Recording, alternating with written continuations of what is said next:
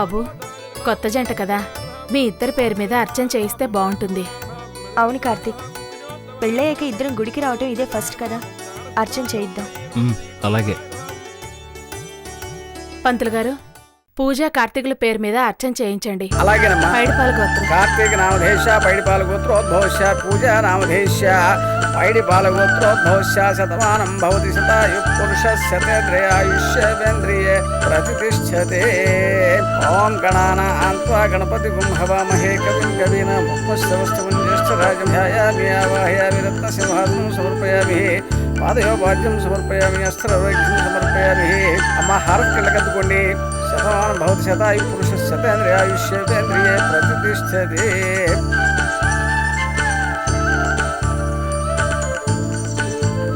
పదండి.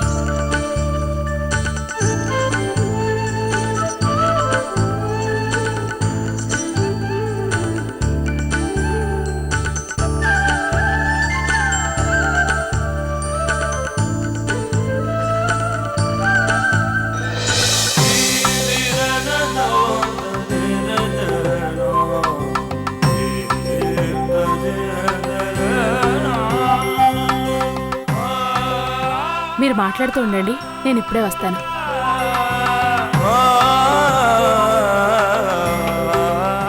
అమ్మేంటి మన ఇద్దరిని వదిలేసి అలా వెళ్తోంది? కొత్తగా పెళ్ళైన వాళ్ళని అలాగే వదిలేస్తారులే.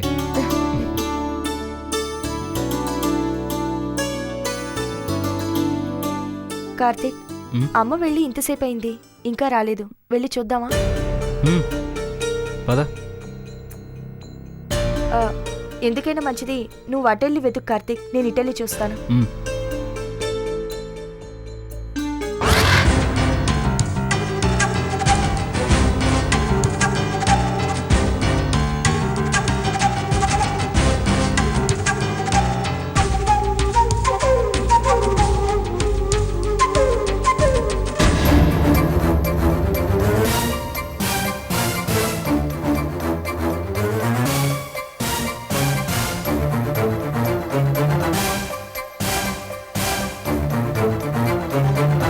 ఆంటీ, ఇక్కడున్నారా?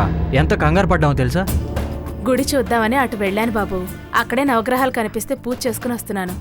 మిమ్మల్ని వెతుక్కుంటూ పూజ కూడా వెళ్ళింది. అదిగో. నువ్వెక్కడికి వెళ్ళావు పూజ? పెళ్లికి ముందు ఆ జమ్మి చెట్టు దగ్గర మొక్కుకున్నాను కదా, అందుకే ప్రదక్షిణలు చేసి వస్తున్నాను. సరే పదండి వెళ్దాం. సరేరా.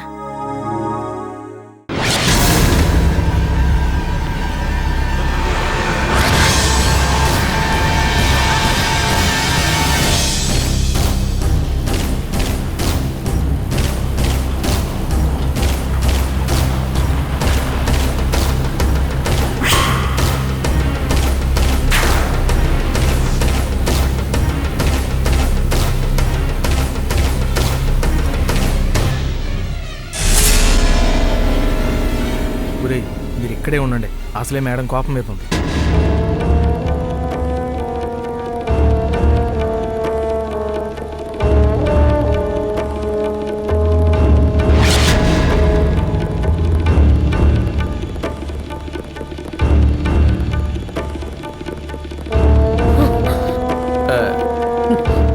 మేడం, ఇంటికి వెళ్తారనుకుంటే డెన్కి వచ్చారేంటండి? అందరిని ఒకసారి పిలవరా. ఎందుకండి?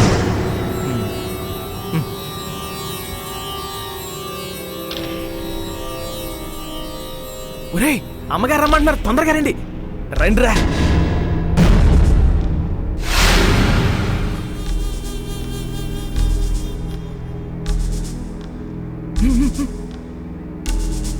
వచ్చారండి. మేడం, అసలే సంతాపంలో ఉన్నాం, మధ్యలో ఈ సభలేంటండి? ఇంతకాలం నా దగ్గర విశ్వాసంగా పనిచేశారు. అడిగింది లేదనకుండా ఇచ్చాను. బహుశా ఇప్పటి వరకు ఇచ్చింది తక్కువేమో అనిపిస్తుంది. అలాంటిది ఏదైనా జరుగుంటే నన్ను క్షమించండి. అదేంటి మేడం, మీకన్నా బాగా చూసుకునే వాళ్ళు ఇంకెవరున్నారు? లేదురా, ఏదో లోడ్ చేశాను, అందుకే నా చుట్టూ మీరంతా ఉన్నా ఒక్కదాని చేతిలో ఊడిపోయాను. జీవితంలో మొదటిసారి విజయ గర్వంతో నా కళ్ళ ముందు నుంచి నా శత్రువు నన్ను చూసి నవ్వుతూ వెళ్ళిపోయింది. అయినా ఏం చెయ్యలేక చేతగందన్నా చూస్తూ ఉండిపోయాను. అందుకే నేను ఒక నిర్ణయానికి వచ్చాను. ఇంతకాలం మీరు చేసిన సేవలకు ప్రతిఫలంగా నేనొకటి ఇవ్వాలనుకుంటున్నాను. అంటే తమ ఆస్తినంతా మా అందరికీ రాసేసి మీరు ఆశ్రమాలకు వెళ్ళిపోవాలనుకుంటున్నారండి? మేడం, నేను మీ నమ్మిన బంటుని. ఈ ఎదవల కంటే నాకు ఎక్కువ రాయాలి.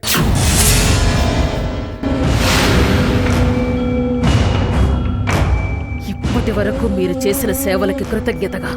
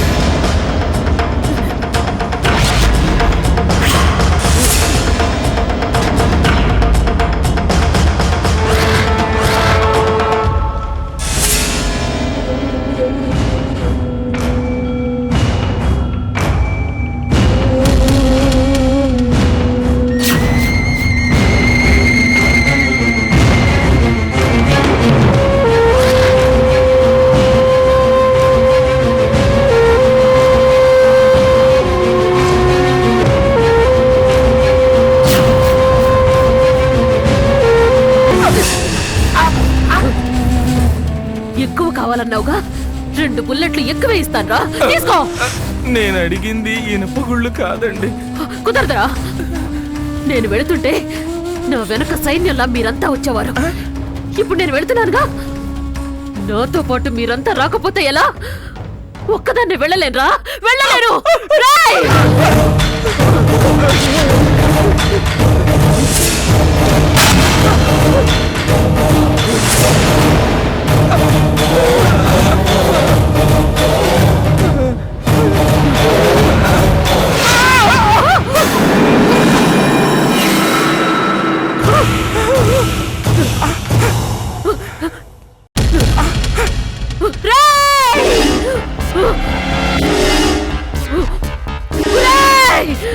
నారాయణ, నా కోసం అది చేస్తాను, ఇది చేస్తాను, అవసరమైతే చేస్తాను అన్నావు కదరా. ఇప్పుడేమైందిరా?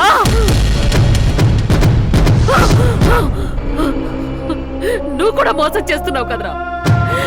ఇన్నాళ్ళు నువ్వు చెప్పింది కూడా విన్నాను.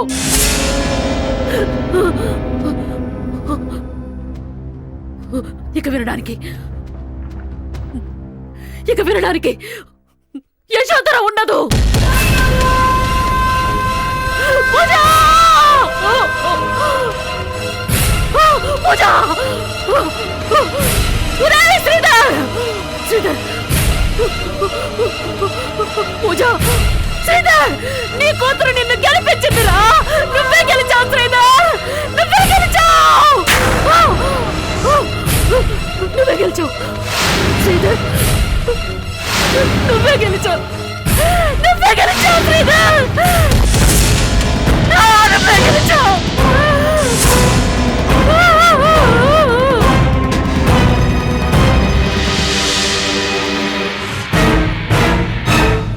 ఇక ఈ యశోధర బ్రతికి లాభం లేదు. యశోధర ఎందుకు బ్రతకాలి?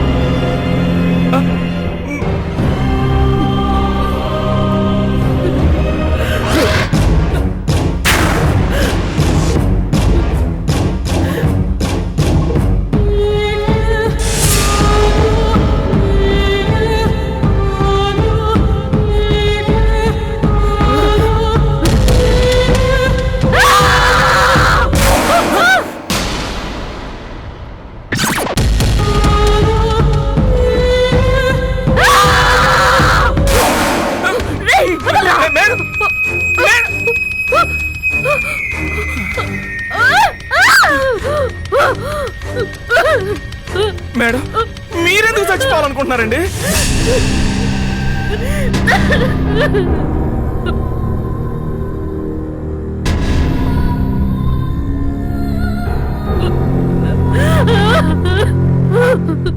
ఇంకా ఎందుకు బ్రతకలరా? ఓటమి నా వాకిట్లో ఉన్నప్పుడు నా శరీరం శ్మశానంలో ఉండాలని గొప్పగా చెప్పుకున్న యశోదరా వాకిట్లో కదరా, ఓటమి నా నట్టింట్లోకి వచ్చి నా మొహం మీద నవ్వి మరీ వెళ్ళిపోయింది. ఇంకా ఎందుకు బ్రతకలరా? ఇప్పటికే ఆలస్యం చేశారు. మేడం, మీరు ఆవేశంలో ఉన్నారు. జీవితంలో తిరిగి కోలుకోలేంది ఏదైనా జరిగితే దాన్ని ఓటం అంటారు. అసలు ఇప్పుడు ఏం జరిగిందనండి? ఇంకా ఏం జరగాలరా? ఇంకా ఏం జరగాలి?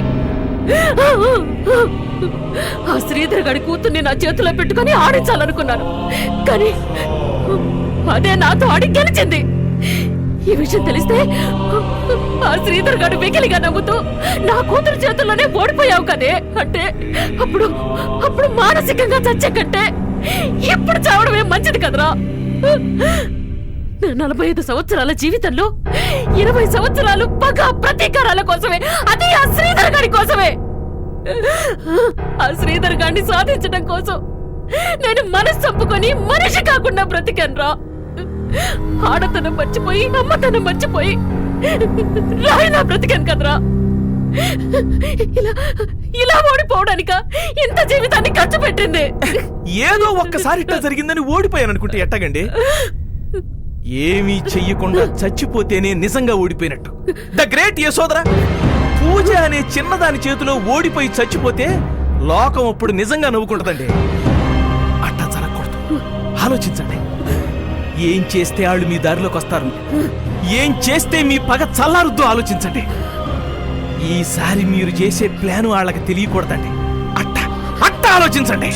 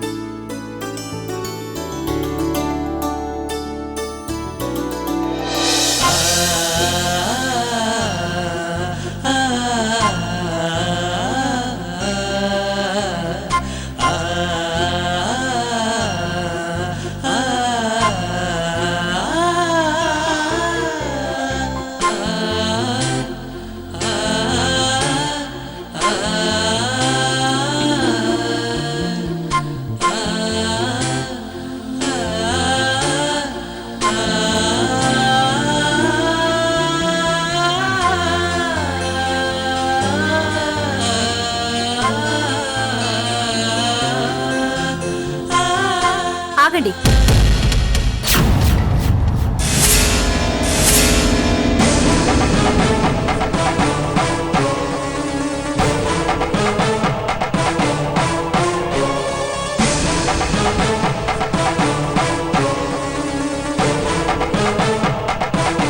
ఏంటి ఇది? ఏమన్నా న్యాయంగా ఉందా? ఏమైంది? ఏమైందా? ఎంత సింపుల్గా అడుగుతున్నావే. నీతో స్నేహం చేశాను చూడు, నాది తప్పు. ఏమైంది స్వప్న? అదంటే స్వార్థపర్రాలు. నీకేమైంది కార్తీక్? నువ్వు ఇలా తయారయ్యో. ఏంటమ్మా నువ్వు? వాళ్ళు శుభమా అని పెళ్లి చేసుకుని వస్తే ఇలా వాకిట్లో. అంతేలే ఆంటీ, మీరంతా ఒకటే. నేనే పరాయిదాన్ని. స్వప్న, ఏంటిది అర్థం పర్థం లేకుండా? మరేంటి, నిన్ను తీసుకొస్తామని పాపను ఆడిస్తూ కూర్చోమని నాకు చెప్పి ఏకంగా నాకు కూడా చెప్పకుండా పెళ్లి చేసుకుని వస్తారా? ఇంతకన్నా అన్యాయం ఎక్కడైనా ఉంటుందా? ఓ, అదా నీ బాధ? అదరగొట్టేసావు కదే. నలుగురిని పిలిచి చేసుకోవడానికి పెళ్లి కళ్యాణ మండపంలో జరగలేదు, హాస్పిటల్లో జరిగింది. అదంతా పెద్ద కథలే కాని ముందు లోపలికి రానిస్తావా? ఎక్కడ జరిగినా నన్ను పిలవకపోవడం అన్యాయం. నేను హర్ట్ అయ్యాను. సరే, పొరపాటయింది, నన్ను క్షమించవే. అవును స్వప్న, ఎవరిని పిలిచే టైం లేదు. లేదంటే నిన్ను మిస్ చేస్తావా? నువ్వు ఫీల్ అయి ఉంటే ఐఎమ్ సారీ. అయ్యో, సరదా కన్నాను. ఈ టైంలో సారీలవి ఎందుకు కానీ? ఒక్క నిమిషం ఆగండి.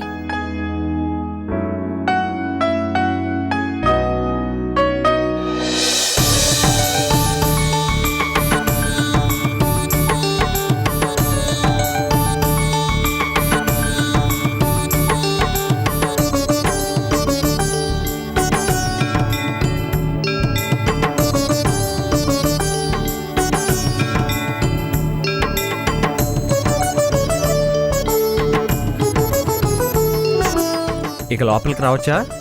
రావద్దు. మళ్ళీ ఏంటే? తాళి కట్టగానే కార్తీక్ పని, కట్టించుకోగానే నీ పని అయిపోయిందనుకుంటున్నావా? పెళ్లి తర్వాత చాలా ఫార్మాలిటీస్ ఉంటాయమ్మా. ఇద్దరు పేర్లు చెప్పి లోపలికి రావాలమ్మా. నా పేరు కార్తీక్. నా పేరు పూజ. నా పేరు స్వప్న.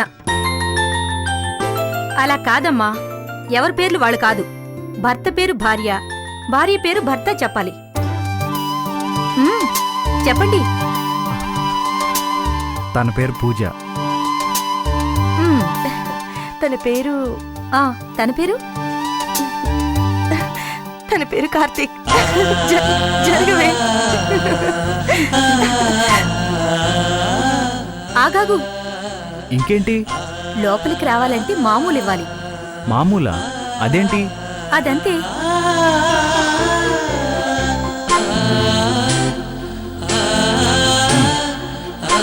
ప్రస్తుతానికి ఇది ఉంచుకో. తీసుకో. అంతొద్దులే బాబు, లోపలికి రా.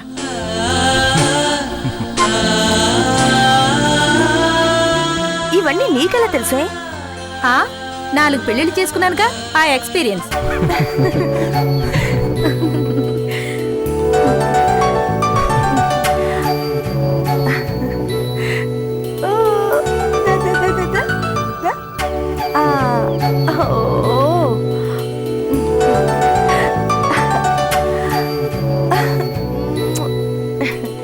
ఇంకా మనమంతా ఒకట్రా. ఇంతకాలం నలుగురు 4 రకాలుగా మాట్లాడుకోవడానికి అవకాశం ఇచ్చాం. ఇంకెవరు ఏం మాట్లాడలేరు. నీ గౌరవం కోసమేరా ఈ పెళ్ళి.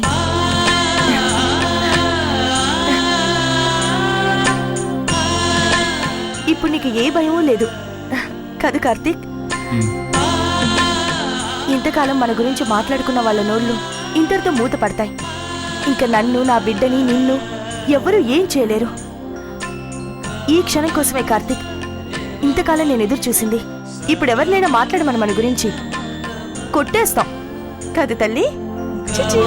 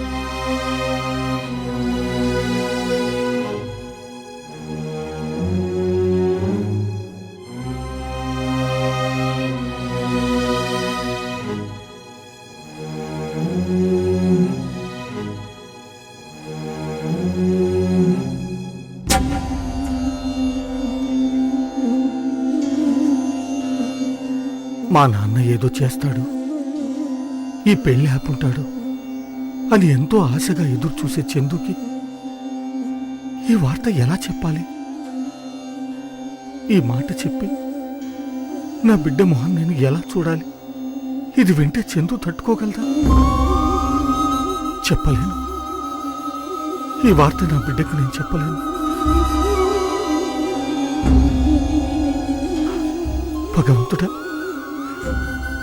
ఏంటయ్యా నాకు ఈ పరీక్ష?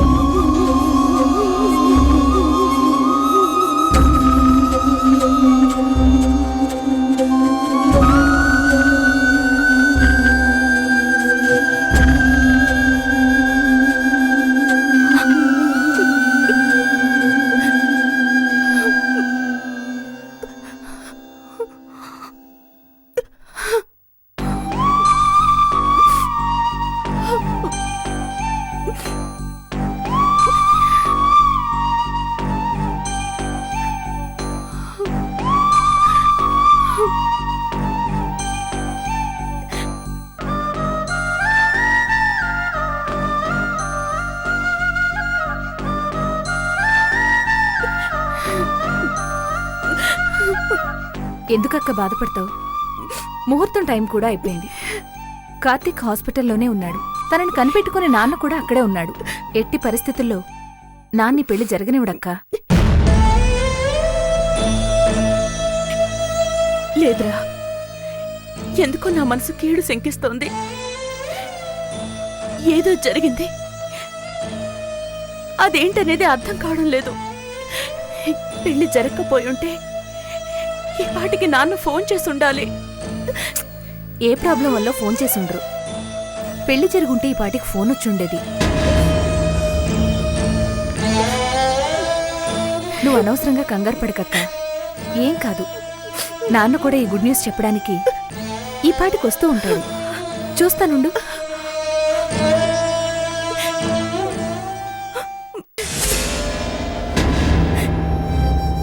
అరే నాన్న, ఎంతసేపు అయింది వచ్చి? ఏంటి ఇలా కూర్చున్నారు? అక్క, నాన్న వచ్చారు.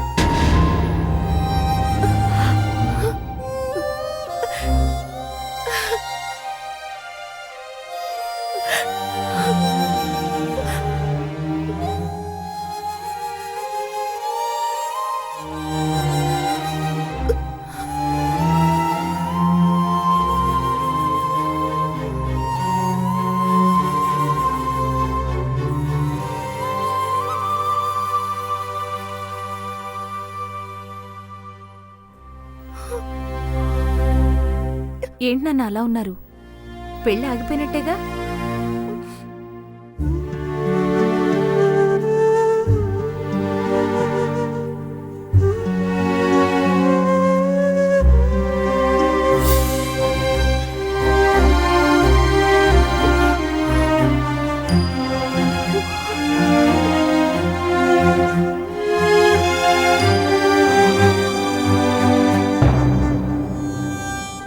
ఏంటన్నా ఏం మాట్లాడరు? పాపం అక్క ఎంత టెన్షన్గా ఎదురు చూస్తుందో తెలుసా? ఆ ఎదురు చూపే మిగిలిందమ్మా. నాన్నా, అవునమ్మా, చందు జీవితాన్ని సరిదిద్దే అవకాశాన్ని ఆ దేవుడు నాకివ్వలేదు. అంతా సవ్యంగా జరుగుతుందనుకున్నాను, కాని చివరి నిమిషంలో విధి తాననుకున్నది చేసింది.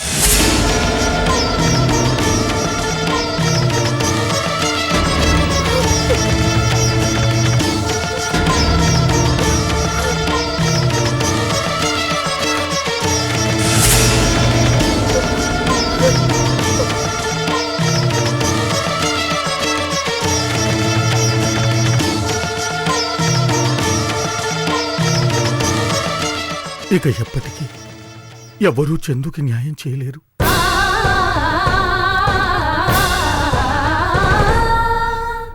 ఏది జరగకూడదని నేను తాపత్రయపడ్డాను, ఏది నా కళ్ళతో చూడకూడదనుకున్నాను, అది జరిగిపోయింది.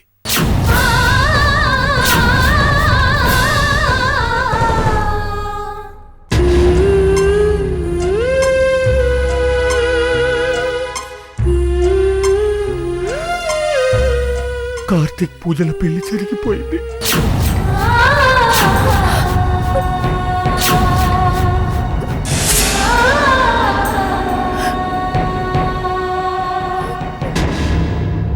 కార్తీక్ పూజల పెళ్లి జరిగిపోయింది. కార్తీక్ పూజల పెళ్లి జరిగిపోయింది. కార్తీక్ పూజల పెళ్లి జరిగిపోయింది.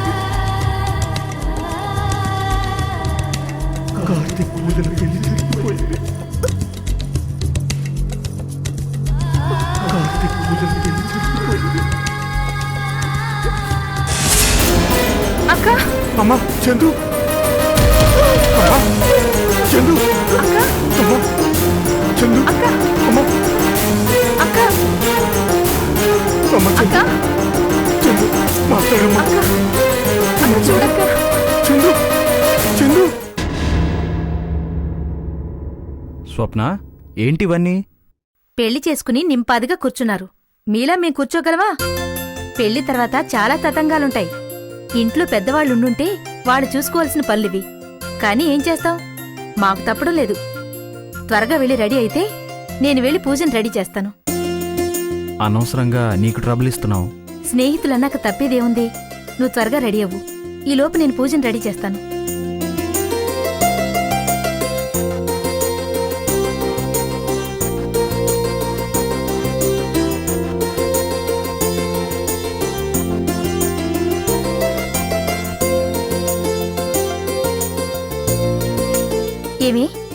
పెళ్ళయ్యే వరకు ఆలోచిస్తూనే ఉన్నావు. పెళ్లి కూడా అయిపోయిందిగా, ఇంకా ఏంటి నీ ఆలోచన? జరిగిందంతా ఓ కలలా ఉందే. ఉంటుందుంటుంది.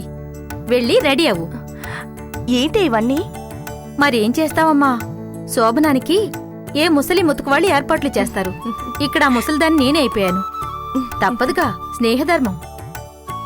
ఏదేమైనా అనుకున్నది సాధించావు. ఏం సాధించడమోనే, ఎన్ని పాపాలు ఎన్ని తప్పులు చేస్తేనో గాని ఈ రోజు రాలేదు. చేసిన తప్పులకి శిక్షగా కార్తీక్ నాకు దక్కకుండా ఆ దేవుడు ఎక్కడ అడ్డుపడతాడో అనుకున్నాను. పాపం, అయినా నన్ను అర్థం చేసుకున్నాడు. అందుకే కార్తీక్ నాకు దక్కేలా చేశాడు. తప్పో ఒప్పో, జరిగింది జరిగిపోయింది. ఇప్పుడు కార్తీక్ నీవాడు. నీకంటూ ఓ కొత్త జీవితం మొదలైంది. హ్యాపీగా ఉండవే. కార్తీక్ మనసులో ఇంత చోటు దొరుకుతుందా అని బాధపడేదాన్ని. అలాంటిది ఏకంగా కార్తీక్ జీవితంలోనే చోటు దొరికింది. ఇది ఆ దేవుడు నా ప్రేమను అర్థం చేసుకుని నాకిది బోనస్గా ఇచ్చాడు. పాప కోసం, పాప భవిష్యత్తు కోసం, సమాజంలో పాప తలెత్తుకుని తిరగడం కోసం అంటూ మాటకి ముందు మాటకి వెనుక పాపను అడ్డు పెట్టుకున్నావు. పాప కోసం నువ్వంతగా తపన పడుతుంటే దేవుడు కరుణించాడో లేదో గాని కార్తీక్ మాత్రం కరిగిపోయాడు. తప్పదే. అలాంటి డ్రామాలు ఆడకపోతే ఇలాంటి రోజు వచ్చేది కాదు. కొన్ని దక్కించుకోవాలి అనుకున్నప్పుడు కొన్ని ప్లే చేయాలి. చేశాను, సాధించాను, అంతే. పాప కోసం కాదు, నా కోసం, కార్తీక్తో నా భవిష్యత్తు కోసం ఇదంతా చేశాను. గతం గతహ వదిలేవే. భవిష్యత్ ఇప్పుడు నీ చేతుల్లో ఉంది. ఎంజాయ్ చేయి. కార్తీక్ రెడీ అవుతూ ఉంటాడు, వెళ్ళి ఫ్రెష్ అవు. ఈలోపు నేను వెళ్ళి గదిని రెడీ చేస్తాను.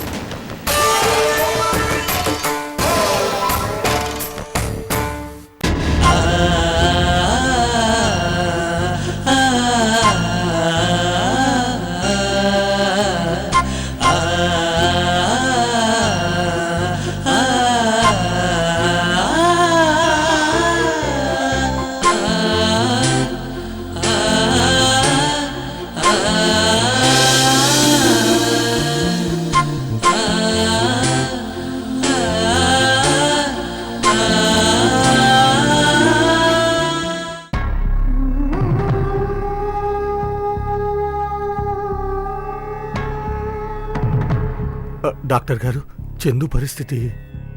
ఏమీ లేదు. చూడండి రాఘవరావు గారు, మీరు భయపడాల్సింది ఏమీ లేదండి. మీరు చెప్పిన దాన్ని బట్టి చూస్తే ఏదో షాకింగ్ న్యూస్ వినడం వల్ల అలా సడన్గా పడిపోవడం జరిగింది. అంతకు మించి ఏమీ లేదు.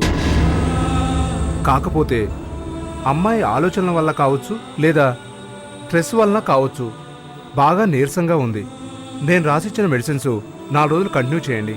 ఇంకా ఏదైనా ప్రాబ్లం వస్తే నాకు కాల్ చేయండి. అలాగే డాక్టర్ గారు. Take care.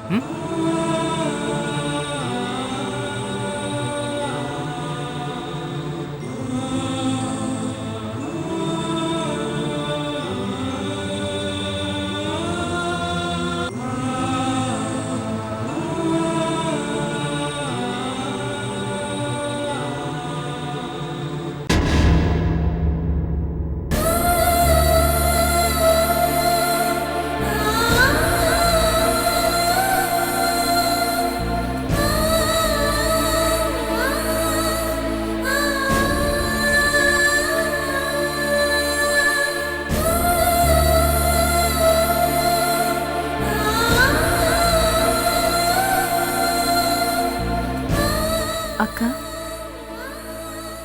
ఊరుకో అక్క.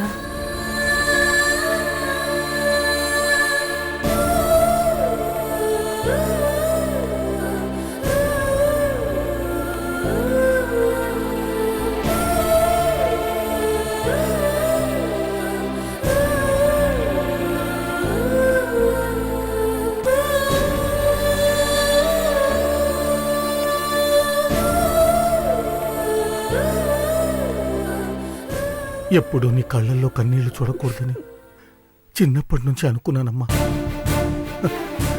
నా దురదృష్టమేంటో, నీ కళ్ళల్లో నీళ్లు తప్ప నీ మొహంలో ఎప్పుడూ సంతోషాన్ని చూడలేదమ్మా. ఇంతగా నువ్వు బాధపడుతున్నా, ఏమీ చేయలేకపోతున్న ఈ తండ్రిని క్షమించమ్మా. బాధపడ్డం అన్నది నా తలరాత అయితే మీరేం చేస్తారు నాన్న? నా వల్ల మీరు బాధపడుతున్నారు. తండ్రిగా ఈ రోజు వరకు నాకు ప్రతి విషయంలోనూ శ్వేత కన్నా ఎక్కువే చేశారు. చివరికి నా కోసం మీ మనస్తత్వం, మీ పద్ధతి కాకపోయినా కార్తీక్ ని హాస్పిటల్ నుంచి కదలకుండా చేశారు. అయినా ఇలా జరిగింది. కార్తీక్ పెళ్లి జరిగిపోయింది. ఇక మనం బాధపడి మాత్రం చేయగలిగిందే ఉంది. వదిలేయండి నాన్న. దురదృష్టం యశోదర, ఆది, పూజ ఇలా రకరకాల రూపాల్లో నన్ను వెంటపడి తరుముతుంటే ఎవరు మాత్రం ఏం చేస్తారు? ఎంత కాదనుకున్నా ఏది మర్చిపోతానన్నా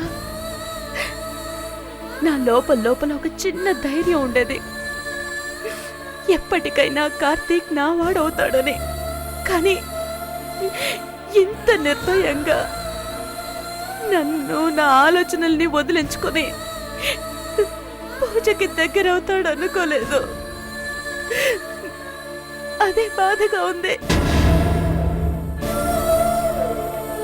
కార్తీక్ నాకు దూరంగా ఉంటున్నా, పూజకి దగ్గరగా ఉంటున్నా, మానసికంగా నాకెప్పుడు దగ్గరగానే ఉండేవాడు. కానీ ఈ పెళ్లిలో ఆ బంధం తెగిపోయింది.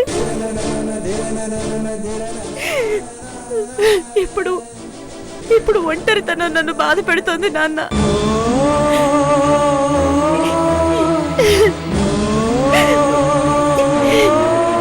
ఈ ప్రపంచంలో నాకెవరూ లేరేమో అన్న బాధ, నాకంటూ ఏ భవిష్యత్తు లేదన్న శూన్యత నన్ను భయపెడుతున్నాయి నాన్న. ఆ మాట అనకమ్మా.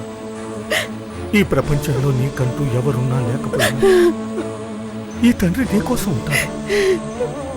నా గొంతులో ఊపిరున్నంత వరకు, నా రెక్కల్లో బలం ఉన్నంత వరకు నీకే కష్టం రాకుండా కాపాడుకుంటాను తల్లి.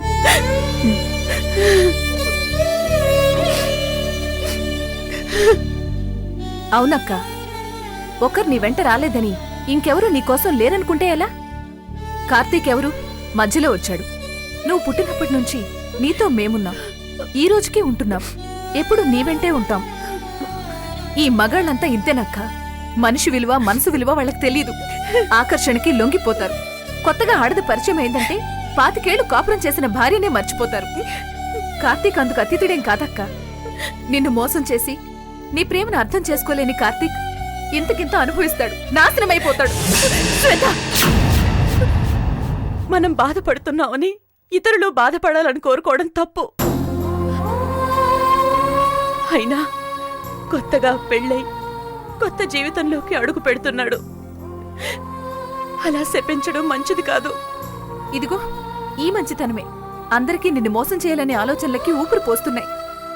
మోసం చేయాలన్న ఆలోచన కార్తీక్కి ఎప్పుడూ ఉండదు. నలుగురికి సాయం పడ్డమే గాని తన వల్ల ఒక్కరు బాధపడినా తట్టుకోలేడు. నా రాతెలా రాసిపెట్టుంటే తనేం చేస్తాడు? విధి నాతో ఆడుకుంటుంది, వాళ్లతో ఆడిస్తుంది. నా కర్మ ఇంతే అనుకునే నా దారి నేను చూసుకోవాలి గాని ఇంకొకరిని నిందించి ప్రయోజనం ఏముంది? చూసావా నాన్న, ఇంత జరిగినా ఇంకా కార్తీక్నే సమర్థిస్తుంది. ఇంత మంచి మనిషికి ద్రోహం చేయాలని ఎలా అనిపించింది నాన్న కార్తీక్కి? అది కార్తీక్ తప్పు కాదమ్మా, పూజ కుట్ర. కుట్రలు కుతంత్రాలు పన్నడంలో ఆరితేరిన ఆ యశోధరకే దిక్కులు తెలియకుండా చేసి కార్తీక్ని పెళ్లి చేసుకుంది. అయినా ఇప్పుడు జరిగిన దాని గురించి ఆలోచించి ప్రయోజనం లేదు. డాక్టర్ గారు చెప్పినట్టు చందుని ఏ ఆలోచనలు డిస్టర్బ్ చేయకుండా, మానసికంగా కుంగిపోకుండా చూసుకోవాలి. చందుకి జరిగింది తీర్చలేని నష్టం. ఊరుకోమ్మాని ఓదార్చడం తప్ప మనమేమీ చేయలేని పరిస్థితి. చందుని ఓదార్చగల దారేదో నాకు అర్థం కావట్లేదమ్మా. అర్థం కావట్లేదు.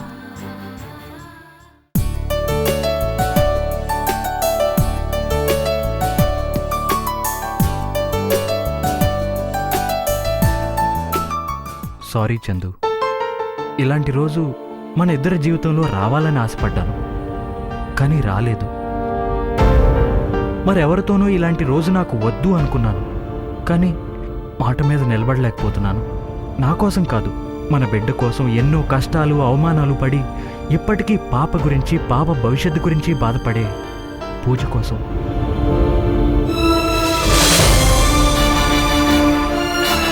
మన బిడ్డ కోసం ఎంతగా తప్పించిన తనకి ఏదో చెయ్యాలి. ఇంతకన్నా ఏం చేయను? మన బిడ్డకి జన్మనివ్వటానికి పెళ్లి కాకుండానే తల్లయింది అన్న అవమానాన్ని భరించింది. తన కోసమే బతికింది, బతుకుతుంది. అలా బతకటానికి, సమాజం నుంచి తనని కాపాడడానికి నాకెంతకన్నా వేరే మార్గం తెలియలేదు.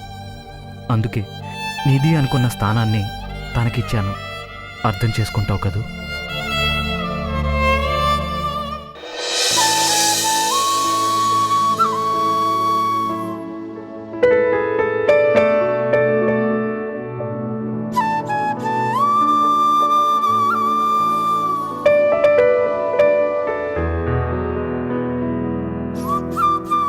ఈ రోజు కోసం చాలా కష్టపడ్డావు. చివరికి కార్తీక్ నీ సొంతం చేసుకోగలిగావు. చేసిన తప్పులు ఎలాగూ చేశావు. అన్నీ మర్చిపోయి ఇకనుంచైనా నీకోసం కార్తీక్ కోసం ఆలోచించు. మీ ఇద్దరి జీవితాలు ఆనందంగా ఉండేలా ప్లాన్ చేసుకో. ఏంటి మాట్లాడవు?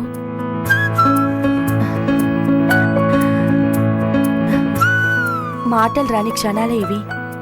ఏం మాట్లాడమంటావు? అవును, అమ్మెక్కడా? మీ ఏకాంతానికి అడ్డం ఎందుకని తన గదిలో ఏదో ఆలోచించుకుంటూ కూర్చునుందే. తమరు త్వరగా రెడీ అయ్యి గదిలోకెళితే నేను కూడా వెళ్ళి ఆంటీతో మాట్లాడుకుంటూ కూర్చుంటాను. నేను రెడీ. అయ్ బాబోయ్, సిగ్గే. ఛీ, పోవే. సరే పద.